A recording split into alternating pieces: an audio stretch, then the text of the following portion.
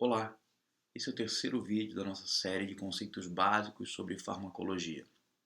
E nada melhor para formar uma base do que ter um bom domínio do que é a farmacocinética e do que é a farmacodinâmica. Bom, sempre que eu começo um semestre eu digo, olha, quem domina a farmacocinética e farmacodinâmica domina qualquer um dos pontos da farmacologia. Vamos para as definições então. O Goodman disse para nós o seguinte, que a farmacocinética é o estudo dos processos de absorção, distribuição, metabolismo e excreção de fármacos. Quando eu estou dando aula, eu normalmente comento com meus alunos assim, que a farmacocinética seria o caminho que esse fármaco vai fazer a partir do momento em que ele é administrado, absorvido, distribuído, metabolizado e eliminado. Então, uma definição mais simples seria o que o corpo faz com a droga, ou melhor, o que o corpo faz com o fármaco. Esse seria o entendimento da farmacocinética, ou seja, o caminho que esse fármaco vai fazer conforme transita pelo nosso corpo. E conforme transita por nosso corpo, esse fármaco tem que encontrar um local de ligação. E o local de ligação dos fármacos é o que estuda a farmacodinâmica. Ou seja, na definição de farmacodinâmica nós lemos ali, né? É o estudo da interação dos fármacos com os seus receptores, que dá para nós o mecanismo de ação. O mecanismo de ação é a base da farmacologia, pessoal. Acho que qualquer farmacologista adora estudar mecanismo de ação, porque a priori nós viemos para essa ciência porque nós queremos entender como as coisas funcionam. Hoje, quando eu tenho que explicar no início da graduação para os meus alunos o que é mecanismo de ação, eu normalmente digo assim, mecanismo de ação é o local bioquímico onde esse fármaco liga e o que ela faz com esse local. Quer um exemplo? Vamos dar uma olhadinha aqui em alguns beta-bloqueadores, por exemplo. Olha lá, temos ali o propranolol e o atenolol. Qual é o mecanismo de ação do propranolol? Ele é um beta-bloqueador, ele é um antagonista do receptor beta. Então, o que eu dizia ainda há pouquinho, qual é o local bioquímico onde ele liga? No receptor beta-adrenérgico. O que ele faz com esse local? Bloqueia. Então, qual é o mecanismo de ação dele? Ele é um bloqueador do receptor beta. Ou, da maneira como eu gosto de falar, um antagonista do receptor beta. Sem dúvida, no próximo vídeo, nós vamos conversar sobre essas definições de agonista e antagonista. Bom, e para fechar, né? Qual é a ideia do entendimento, da importância do entendimento de farmacocinética e farmacodinâmica? Eu sempre gosto de deixar claro que todo fármaco vai sofrer seus processos farmacocinéticos e farmacodinâmicos. Ou seja, invariavelmente um fármaco terá que ser absorvido, sofrerá distribuição, metabolismo e excreção.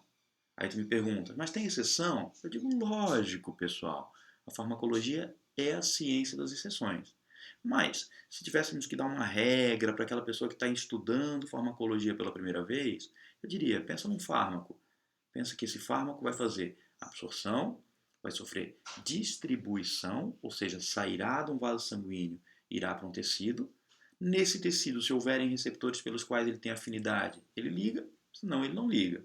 Depois sofrerá metabolismo e excreção. Bom, percebo que cada um desses tópicos vale a pena um vídeo separado. E a farmacodinâmica envolve o que? A ligação dos fármacos em seus receptores. Para fechar, o que eu gostaria de deixar para vocês? Gostaria de deixar para vocês o que eu vejo de futuro para a nossa profissão farmacêutica. Acredito que nós, farmacêuticos, precisamos nos apropriar das características farmacocinéticas e farmacodinâmicas dentro dos mesmos grupos. O que eu quero dizer com isso, pessoal? Vamos olhar para essa tabela aqui do lado e vamos entender o que eu estou querendo conversar com vocês. Bom, olha aqui, ó. Eu destaquei para nós dois fármacos aqui em azul. Destaquei quem? O propranolol, aqui em cima, e o atenolol, aqui embaixo.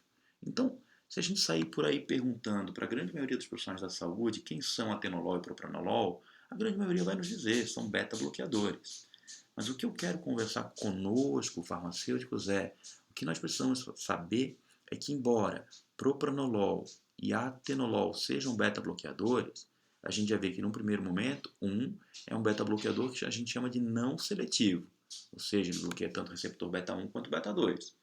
E o atenolol, ele é seletivo, ele tem seletividade pelo receptor beta-1, que é o receptor associado às ações de sistema cardiovascular do sistema nervoso autônomo simpático. Mas isso é uma conversa para um outro vídeo. Deixa eu fechar a ideia aqui, que eu quero que vocês percebam. Vamos ver aqui, ó, que o finalzinho só, por exemplo. Ó. Olha a ligação a proteínas plasmáticas do propranolol e a ligação a proteínas plasmáticas do atenolol. Um faz 90% de ligação a proteínas plasmáticas, outro faz 6, 16, 15% de ligação a proteínas plasmáticas. Então, o que eu quero com vocês? Eu quero que a gente comece a estudar os fármacos dentro do grupo. Eu não quero que outro profissional se empenhe em saber que a ligação a proteínas plasmáticas do propranolol é 90 e do atenolol é 16. Eu quero que o farmacêutico seja esse profissional. Para quê? Para que um dia, numa reunião com outros profissionais da saúde, avaliando um caso clínico, por exemplo, esse farmacêutico diga assim: olha, esse paciente em questão, ele tem uma deficiência de proteínas plasmáticas devido a uma desnutrição, por exemplo. Dessa maneira, o melhor fármaco para ele é o atenolol, que liga menos a proteínas plasmáticas, e não o propranolol, embora ambos sejam beta-bloqueadores. Entenderam onde eu quero chegar, pessoal?